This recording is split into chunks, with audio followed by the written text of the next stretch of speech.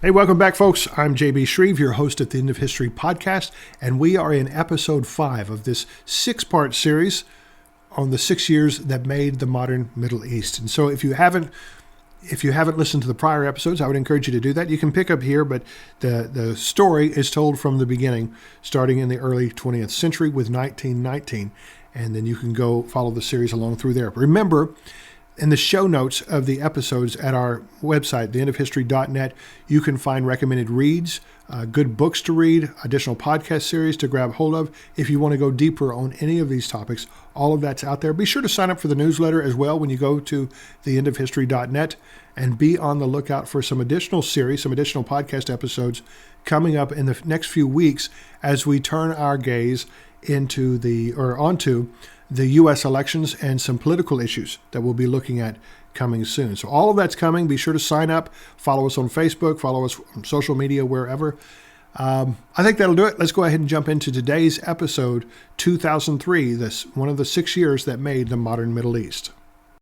From CBS News headquarters in New York, here is Dan Rather.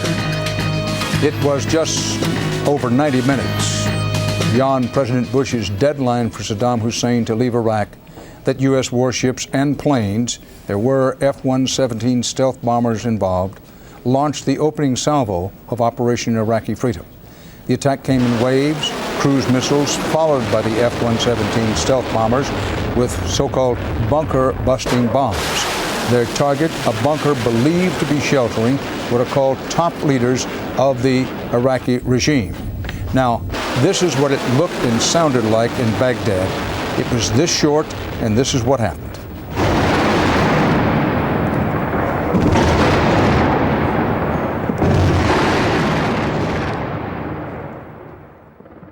This is the end of history. A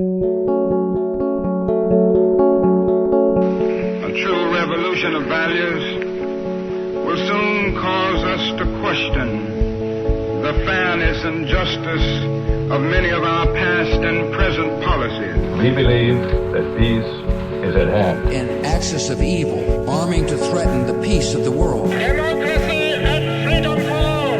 We must choose in this crucial moment of human history. So as we come into episode 5 of this podcast series on the 6 years that made the modern Middle East, you might think that the next year we want to look at is 2001, right? As a Westerner, that's where you might be looking towards. That's the year of 9/11, of course, the terror attacks on the U.S. by Al-Qaeda, bin Laden. Those attacks, more than just the Middle East, they changed the world, really. The world on September 10th, 2001 was far different than the world on September 12th, 2001. But 2003 is actually where the direct effects of those events, where they were felt on the modern Middle East. That's the year of the U.S. invasion of Iraq, the second invasion of Iraq. This is when things really began to fall apart in the modern Middle East. Less than 100 years after its creation, in the meeting rooms of the Paris peace conferences that followed World War I, comes the pivotal events of 2003. This episode is not an anti-American episode, this podcast episode. It's not just about how the U.S. ruined the Middle East. It's just the facts of what happened on the ground in this important region of the world. I know a lot of soldiers, a lot of troops fought and sacrificed and died during the war beginning in 2003. I know a lot of those who returned from that fight began to feel embittered about what happened, what started to happen in 2003, or what, at least to Americans, felt like it started to happen in 2003. But that's not what this story is about. This story that I'm telling in this podcast series is about the Middle East, the 6 years that shaped and changed the Middle East and brought us to where we are today. If we step back and think about it, it's a really strange story how intertwined the histories of the U.S. and the histories of Iraq, how intertwined they've been over the last half century. Iraq, from its inception after World War I, was never a stable nation. It was built to fail, and it certainly did that, time and time again. But repeatedly, the U.S., as the last remaining superpower of the post-World War II order, kept getting drawn into the affairs of Iraqi politics, Iraqi events. It was kind of like a moth to the flame. It was as if the U.S. was drawn here to Iraq for some inevitable fate that finally unfolded after 9/11 and in the first decade of the new 21st century. We're going to get to that, though. We'll get to that part of the story. For now, let's go ahead and take a step back and see where we left off in the last episode in our 6 years that made the modern Middle East. We saw the rise of Islamic extremism in places like Saudi Arabia and Iran, and how that began to wash over the entire region through various channels. One significant channel for that to arise at was among the Palestinians. Now, as I mentioned in the last episode, Arafat and the leadership of the Palestinians by the early 1980s, they had been pushed out of the Middle East. In fact, they were in North Africa by that time, trying to influence things from afar. But for the Palestinians on the ground, there in the occupied territories, the West Banks and Gaza, and Golan, there in Israel, an extreme era of hopelessness had set in. The West Bank and Gaza had now been under Israeli occupation for more than a decade, since the end of the 6 Days War in 1967. By the end of the 70s, the hardest line Israeli government to date had come to power under the leadership of Prime Minister Menachem Begin. Now, you'll remember that Begin won the Nobel Peace Prize along with Anwar Sadat, but that's one of those weird facts of history that doesn't really synchronize correctly. Begin was not a peacemaker. He was a radical, a hardliner. In the early days of the Israeli state, he was even ostracized from the likes of Ben Gurion, the founder of Israel, or not the founder, but he was seen as like one of the founding fathers. Along with other well-known Israeli leaders, Begin was ostracized from these guys due to his hardline, his extremist, and what many saw as unrealistic stances. During the move towards independence before Israeli statehood by the British, they actually saw Begin as a terrorist. In fact, Begin wrote what many regard as the first book on modern-day terrorism called The Revolt, which is about his tactics and actions against the British at that time. In 1978, he won the Nobel Peace Prize, but that really wasn't who he was. Toward the Palestinians, he was a racist. He was a hardliner. And the policies he implemented during his 5 years as Prime Minister of Israel, they were the beginning of this apartheid system that Israel set up in the occupied territories for the Palestinians. Now, the term apartheid, that was originally used to refer to South Africa's system of segregation and oppression by whites over blacks in that country. Increasingly, over the last couple of decades, it's also become associated with Israeli policies regarding the Palestinians. Former President Jimmy Carter, remember, the guy at the peace talks in 1978, once he was out of office, he was among the first big names to use that terminology there of apartheid when it came to the situation in Israel and Palestine.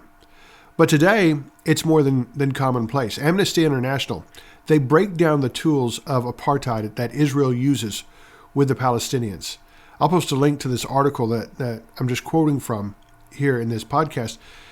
It shows what they call as apartheid there in the West Bank, there in Gaza. And this is what Amnesty International says. They said, apartheid is keeping Palestinians separated from each other into distinct territorial, legal, and administrative domains. It's decades of discriminatory land and property seizures, home demolitions, and forced evictions.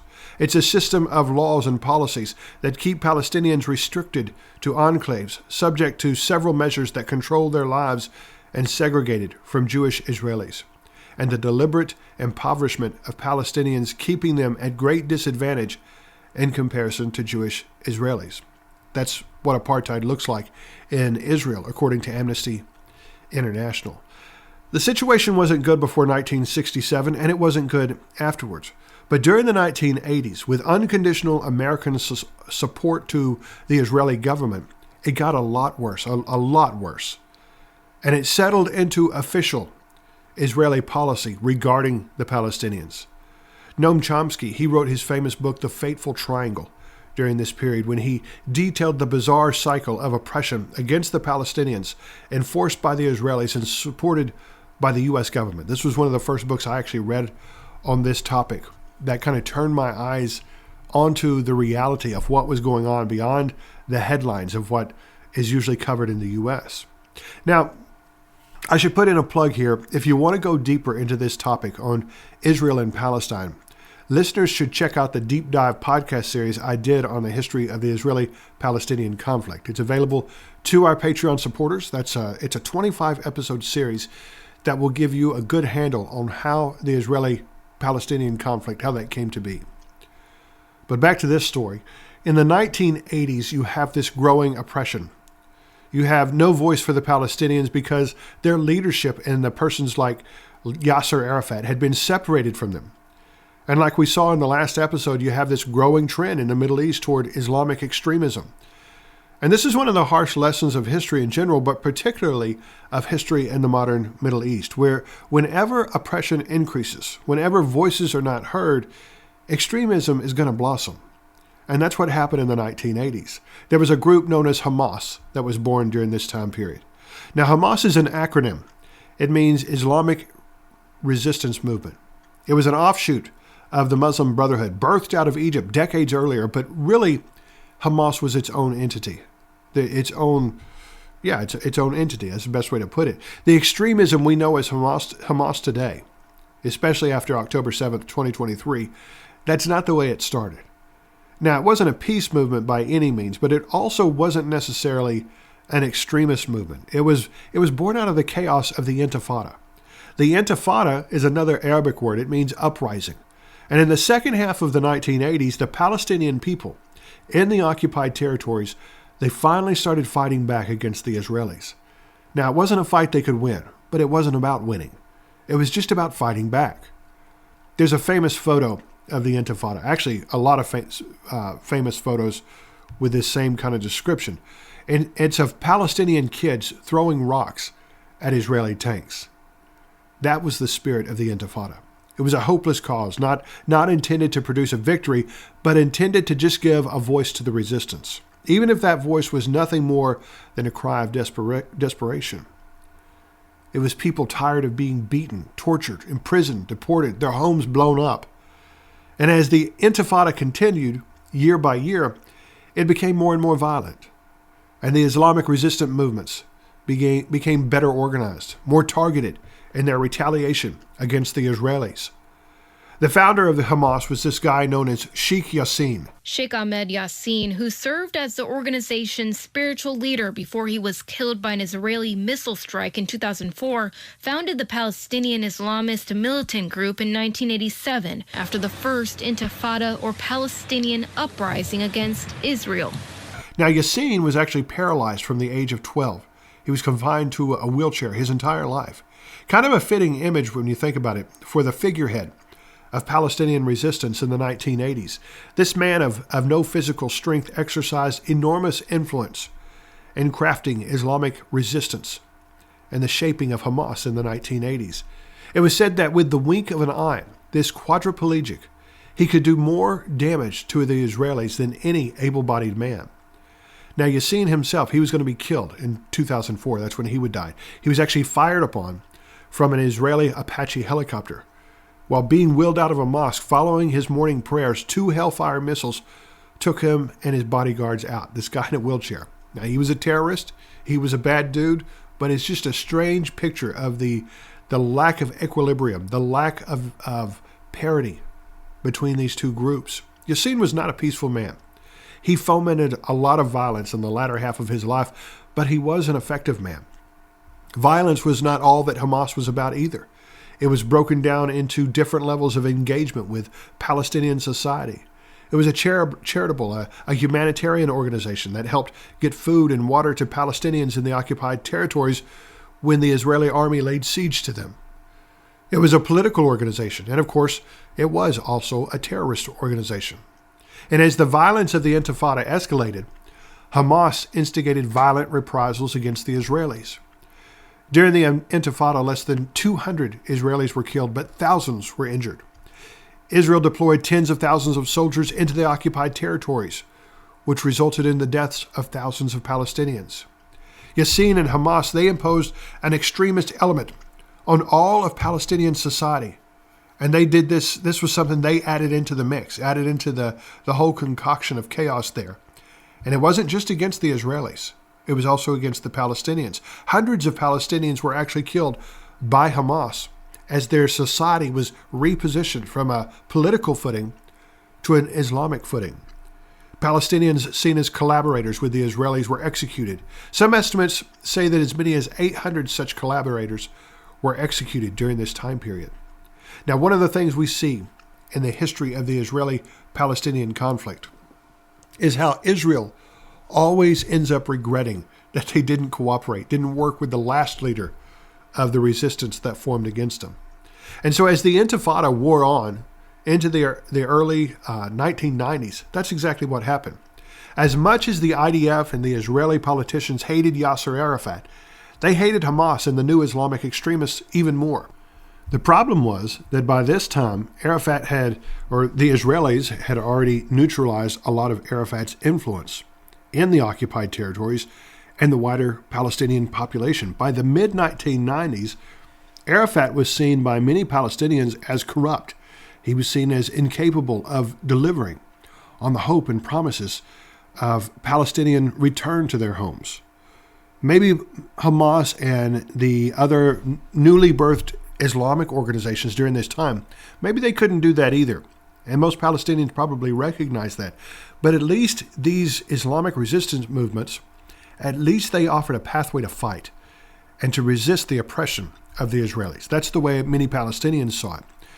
So that was about the time that President Bush and then President Clinton and the U.S., they began working toward a solution for peace in the Middle East, peace between Israelis and Palestinians. The new agreement, which will be signed today between the Israelis and the Palestinians, represents a wonderful opportunity to move the peace process forward. It is a product of hard work and the growing understanding by Israelis and Palestinians alike that the fulfillment of one side's aspirations must come with, and not at the expense of, the fulfillment of the other side's dreams. The two sides have both strong positions to be reconciled and shared interests to be pursued together. They know there's no sense in an endless tug of war over common ground. The United States has been honored to support these efforts for peace. My generation grew up on terms like the two-state solution for the Israeli-Palestinian conflict. This is what was talked about on White House lawns. There would be these big treaties and promises signed and agreed to. It's really kind of funny. I guess it'd be funny if it wasn't so dismally sad, so dismally frustrating. The two-state solution was what had been proposed by the UN way back in 1948. It wasn't honored then. It wasn't honored in 1967. And now in the 1990s, why should anyone believe it would be honored now? And of course it wasn't. 30 years on, 30 years later, we know that, or we should know that by now. There hasn't been a two-state solution. There was a two-state promise, but that promise was broken. So since the promise was broken, it proved the extremists right in the 1990s. Arafat was called upon by the Israelis and the U.S. They would recognize him as the legitimate representative of the Palestinian people if he would work toward the promise. And Arafat needed that because he had lost his credibility. He signed the peace treaties, and once again, Nobel Peace Prizes were awarded. But it all amounted to hardly anything. The Palestinians didn't trust Arafat anymore, and even if they did, the Israelis were now using him just like the colonial powers had used the different Arab rulers from Lebanon to Iraq to Syria in the past. They would make his legitimacy so dependent upon their power that he would need them to remain relevant, to remain in power. And that meant he would continue to lose credibility before the Palestinians, who increasingly just saw him as a puppet to the Israelis. A vicious cycle, a vicious, stupid cycle. So you see this transformation taking place in the 1990s and leading up to 2003. Hope and promise on the side of Israel and the U.S. and Arafat, but anger and frustration on the part of wider Palestinian society who still felt oppressed, still felt lied to, still felt used. And all of that was like fodder for extremists like Yassin and Hamas and new organizations like Islamic Jihad and others. The gap between the promises of the West, Israel and Arafat, and the gap, that gap between them and reality, it made the extremists look more credible and on the side of truth. And so by the turn of the century, in the year 2000, a second intifada broke out. Now this one was far more violent than the first. Several thousand were killed this time. Suicide bombings were now part of the landscape. Arafat, for his part, would die under house arrest by the Israelis. He was effectively imprisoned within his house in Ramallah for 2 years. In 2004, he fell into a coma and he died. In the Arab world, conspiracy theories abounded. Conspiracy theories always abound in weak and insecure societies. But many believed Arafat was actually poisoned by the Israelis. Whatever the case might be, the former terrorist, Nobel Prize winner, and one-time representative of the Palestinian people, he left the Palestinians in a far more dismal state of affairs than he actually found them. It wasn't necessarily all his fault. Not his fault alone, anyways. This was the trend in the Arab world. These things were going from bad to worse. Now, of course, not everyone recognized what was happening. For the Saudis, they felt they had corrected the situation following the 1979 siege of the Grand Mosque in Mecca, that really they've tried to cover up historically. Oil fortunes were rolling in after that. The newfound strategic partnership with the U.S. was accelerating. It was a period of stability and growing alliances between the U.S. and Saudi Arabia. That stability came with some trade-offs, though. The Saudi regime had always been hardline, but now they went into overdrive, at least in appearance. The voices of Islamic fundamentalism dominated Saudi society, even as the members of the royal family lived it up, often in a really hedonistic lifestyle, around the world, aboard their jets, in their mansions. In exchange for this hypocrisy, the Saudis became a channel for toxic and continuing blasts of extremist ideology into Central Asia. The American CIA partnered with that effort, arming and radicalizing Muslims from different parts of the world who descended upon Afghanistan to fight against the Soviets' invasion there. And by the end of the 1980s, the mujahideen had won and the Soviets withdrew.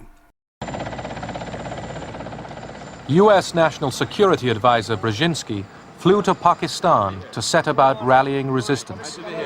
He wanted to arm the mujahideen without revealing America's role. On the Afghan border near the Khyber Pass, he urged the soldiers of God to redouble their efforts. We know of their deep belief in God, and we are confident that their struggle will succeed. That land over there is yours. You'll go back to it one day because your fight will prevail and you'll have your homes and your mosques back again because your cause is right and God is on your side. Well, that legitimized the mujahideen in the eyes of many in the larger Muslim world, but even worse, it legitimized their ideology in the eyes of many desperate, many frustrated people within the Middle East. The answer for the Middle East was not democracy or Western politics as they saw it. It was a return to Islam, a revitalization of its most fundamental ideas. Afghanistan was only the beginning. In the 1990s, this extremist ideology began to spread to different battle zones around the world. You found mujahideen in Chechnya, in the Balkans, in African wars. Wherever the Muslim religion was threatened, the ideology and weapons of the mujahideen spread.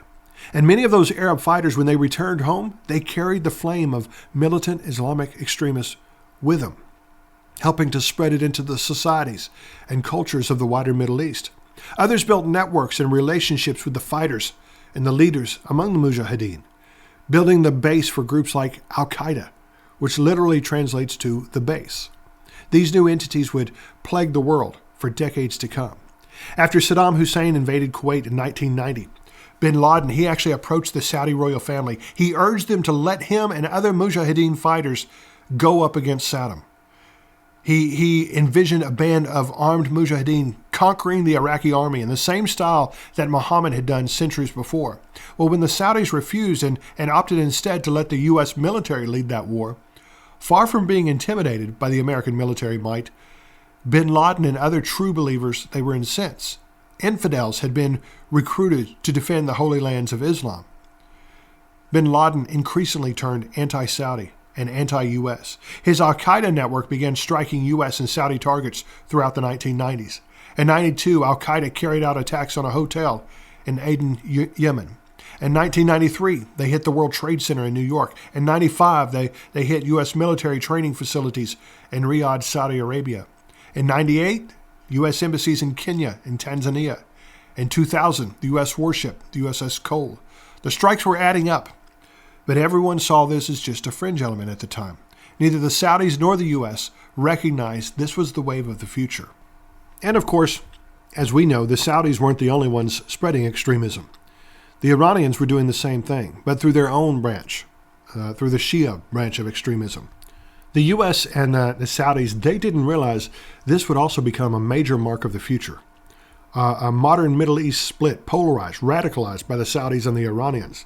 As Khomeini's Islamic revolution took hold in Iran, it spread to other parts of the Middle East, growing in particularly fertile soil of places like Lebanon and Syria, nations that felt at odds with both the U.S. and the Israelis, and who also held large Shiite populations. The 1980s would see the rise of groups like Hezbollah or the Party of God in Lebanon as the nation quivered under the pressure of Israeli invasions, civil war, and a new normal of instability. The authoritarian Assad regime in Syria, he had held strong since the end of the 6 Days War at that time. Assad was among the most brutal of the dictators in the Middle East. Throughout the 1970s and the 80s, although most of his massacres and atrocities fell under the radar of the global outcries because he wasn't at the top of the list of American enemies there, his infamy and the infamy of Syria, that would come later on. As the Iranian and U.S. relationship ruptured following Khomeini's Islamic revolution and declaration of the U.S. as the Great Satan, the U.S. moved into the orbit of a new ally, Saddam Hussein of Iraq. Hussein held his own notoriety for brutality and oppression in the Middle East, but he had done the one thing that none of his predecessors had done in the new nation of Iraq. He had held the country together, and he held on to power. Now, you got to remember the history of this nation to understand its present state there in Iraq. It was the concoction of the Europeans after World War I, a merger of different Ottoman provinces, ethnic and religious groups, into one country. Then it was handed over to Faisal Hussein to rule over, a king that the so-called Iraqis didn't really know. Faisal struggled. So did his descendants until they were finally overthrown in a bloody revolution and coup in 1958. The rulers of the country were executed, their bodies displayed in public at the time, and a new leader, Abdul Karim Qassam, took over. Qassam wouldn't last too long himself. 5 years later, 1963, he was assassinated in a Ba'athist coup there in Iraq. During different revolutions, coup plots went back and forth for much of the 60s. Following the 6 Days War in 1967, the Ba'athists regained power and settled into their authority over Iraq. And it was in the 1970s that Saddam Hussein, a Ba'athist party member, he rose to power. Now, he didn't officially hold the seat of power until 1979, but he was in the ascent and basically ran the show for years before that. Hussein would prove to be another ruthless dictator along the lines of Assad in neighboring Syria. He learned the lessons of Iraq's history, and he crushed his political opponents, usually very violently. There's a famous video of Hussein in the early days of his power, giving a speech before the leaders of the Iraqi state. One by one, he calls out different names of these leaders. And as he calls out their names, men in the audience are escorted from the room, and then they're executed outside the room's doorways. Hussein modeled himself, I guess, off of the Soviet dictator, Joseph Stalin. That's what those scenes looked like. It wasn't popular, but it was effective. He held on to power in Iraq for nearly a quarter century, and that was something none of his predecessors were able to do. The culmination of Saddam's hold on power in Iraq culminated with the Islamic Revolution in neighboring Iran. Now, you got to remember that Khomeini's revolution was a Shiite revolution, something that put him at great odds with the Sunni Saudis in the Middle East, but also something that made him a unique threat to Saddam Hussein. Iraq was a majority Shiite nation, even though Saddam was a Sunni Muslim. So for a while, there was this great concern on the part of the Sunnis and a great hope on the part of the Shias that Khomeini's revolution would spread throughout the Middle East, including Iraq. Well, you add to this a series of border and territorial disputes that existed for decades, and the stage was set for a war between Saddam Hussein's Iraq and Khomeini's Iran. It was a terrible war, lasting from 1980 to 88, one of the bloodiest conventional wars of the second half of the 20th century. It's believed that as many as 500,000 people died on both sides during this fight. Khomeini popularized the art of suicide martyrdom among the Shiites. He would often send in troops of child soldiers to face a barrage of arms and artillery from the Iraqis. Saddam Hussein was no less inhumane. He often turned the Iraqi army even on his own citizens, Shiite and Kurds, whenever he felt insecure about his hold on power. The U.S. wasn't an avid supporter of Iraq, but they were a quiet supporter. Henry Kissinger, he once said it was a shame that both these nations, Iraq and Iran, that they both couldn't lose the war. And that was a reasonable sentiment among U.S. politicians and policymakers at the time, but if they had to choose a winner, they wanted it to be Hussein, not Khomeini. So to that end, the U.S. began pouring in several billion of dollars of economic aid into Iraq during this war, as well as the sale of some key military technology. And by the end of the fighting, Iraq had the third largest army in the world. He turned that army on the Kurds. You'll remember from an earlier episode in this series, I talked briefly about how the Kurds had long been a thorn in the side of the Ba'athists during the 1960s there in Iraq. Well, that continued, but Saddam decided to deal some pain to them near the end of the Iran-Iraq war. It's believed that he killed as many as 100,000 to 200,000 Kurds, depending on whose numbers you believe. His own people, by the way, between 1986 and 89. The most famous incident in this ethnic cleansing campaign included Saddam's use of chemical weapons against the Kurds of Iraq. Now, as ruthless and violent as Saddam was, and as pointless as the Iran-Iraq war seemed to be, it resulted in hardly any changes on the ground territorially after 8 years of fighting. That war did seem to stop the spread of Khomeini's Islamic revolution. And for that, Saddam believed the rest of the Sunni Middle East and the Western world, they should be grateful. Well, apparently they weren't grateful enough. Iraq came out of the war, the Iran-Iraq war, they came out of the war saddled with a staggering economy and a worn-out population. Several times Hussein suggested that the oil-rich states of the Persian Gulf, they should help prop up his economy for the service he had done them in confronting Iran. Well, they didn't, or at least they didn't do enough. Thus came the 1990 Iraq invasion of Kuwait. It's almost laughable looking back at this moment. Hussein assumed the U.S. and the rest of the world would let him just march in and take control of Kuwait. He literally believed that was the signals he had received from the U.S. government. Well, of course they didn't, and the rules of unintended consequences began piling up at this point. The U.S. led a massive coalition to drive Saddam Hussein out of Kuwait, known as Operation Desert Storm. The rout of the Iraqi army by the U.S. and coalition forces was just overwhelming. But they didn't go all the way to Baghdad. They didn't go all the way in and topple Saddam Hussein's regime. Now, when I mention the rule of unintended consequences, I'm basically talking about the what-ifs of history. What if the U.S. and its international coalition had not routed the Iraqi army so easily in 1991? What if they had gone all the way to Baghdad and toppled Saddam, or at least made him submissive at that point? What if it hadn't seemed so easy? Would that have changed the future for what was coming in 2003? We can't know for sure. That's the reality of history, the reality of the future. I tend to believe things would have turned out differently, though. In any event, the 90s rolled on. Saddam was still in power and still a nuisance to the U.S. and the rest of the Middle East.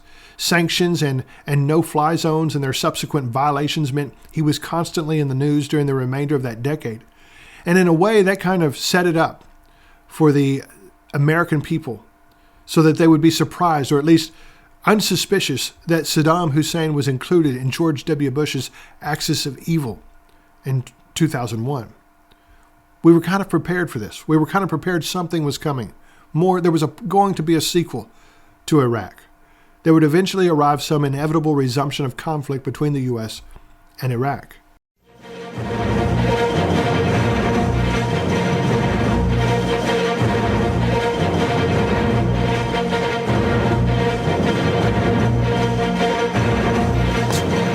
It's 8:52 here in New York. I'm Bryant Gumbel. We understand that there has been a plane crash on the southern tip of Manhattan. You're looking at the World Trade Center. We understand that a plane has crashed into the World Trade Center. We don't know anything more than that. We don't know if it was a commercial aircraft. We don't know if it was a private aircraft. We have no idea how many were on board or what the extent of the injuries are right now. The 2001 terror attacks on the U.S., as I said, changed the world. It changed history. But that's not the big event for the Middle East. The big event for the Middle East was this invasion, this U.S. invasion of Iraq in 2003. After the 2001 terror attacks, George W. Bush defined the war on terrorism with a classic statement that included in his introduction. It's actually in the introduction of this podcast. He called it an axis of evil. From threatening America or our friends and allies with weapons of mass destruction. Some of these regimes have been pretty quiet since September the 11th, but we know their true nature. North Korea is a regime arming with missiles and weapons of mass destruction while starving its citizens. Iran aggressively pursues these weapons and exports terror, while an unelected few repress the Iranian people's hope for freedom. Iraq continues to flaunt its hostility toward America and to support terror.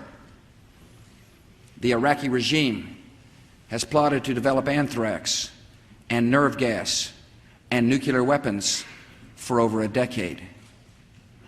This is a regime that has already used poison gas to murder thousands of its own citizens, leaving the bodies of mothers huddled over their dead children. This is a regime that agreed to international inspections, then kicked out the inspectors. This is a regime that has something to hide from the civilized world.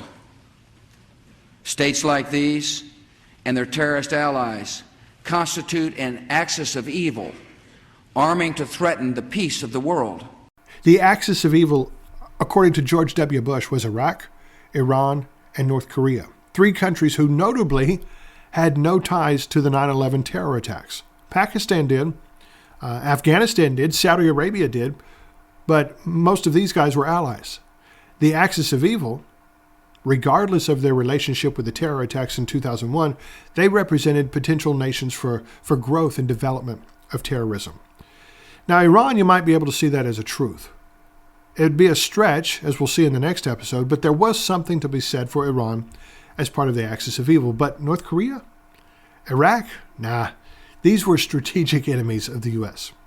But on the presumption of guilt, the U.S. invaded Iraq in 2003, and that's why 2003 changed everything in the modern Middle East. That's why we're talking about it in this episode of this series, 6 years that changed or made the modern Middle East. I remember the night, it was nighttime here in the U.S. anyways, in 2006, when Saddam Hussein was executed. He was hung, then his corpse was beaten by his executioners. And it was a fitting culmination to the U.S. invasion of Iraq. These images, that event, it fit with Iraq's violent history since its formation. From the death of Faisal Hussein's successors to the death of Qasim, to the coups of the 60s and the ruthless violence of Saddam Hussein's quarter century in power. But it didn't fit with the American vision of what would come to Iraq. The idealists within the American government, they envisioned Iraq would be a foothold for democracy and liberalism, that it would spread from Iraq into the wider Middle East as a result of this U.S. invasion. It would change the region. Well, that wasn't what happened, of course. Nearly 300,000 Iraqis died during the next 20 years after this invasion, thanks to the U.S. invasion of their country and the subsequent unrest, the subsequent insurgencies that followed.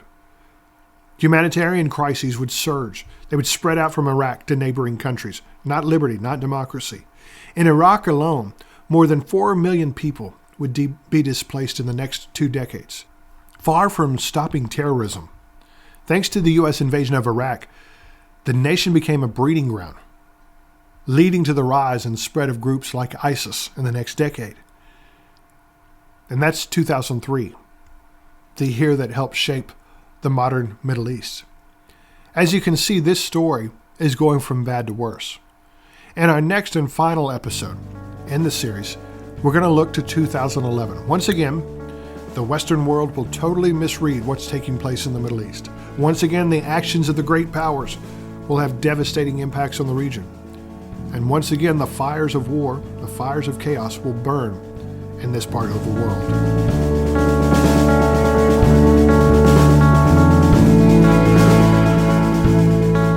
Thanks for listening to The End of History with J.B. Shreve. Check out more episodes at iTunes and wherever you download quality podcasts. Join us online at theendofhistory.net for articles and essays from the end of history. Follow JB on Twitter at JB_Shreve. The End of History is produced by Windmill Media.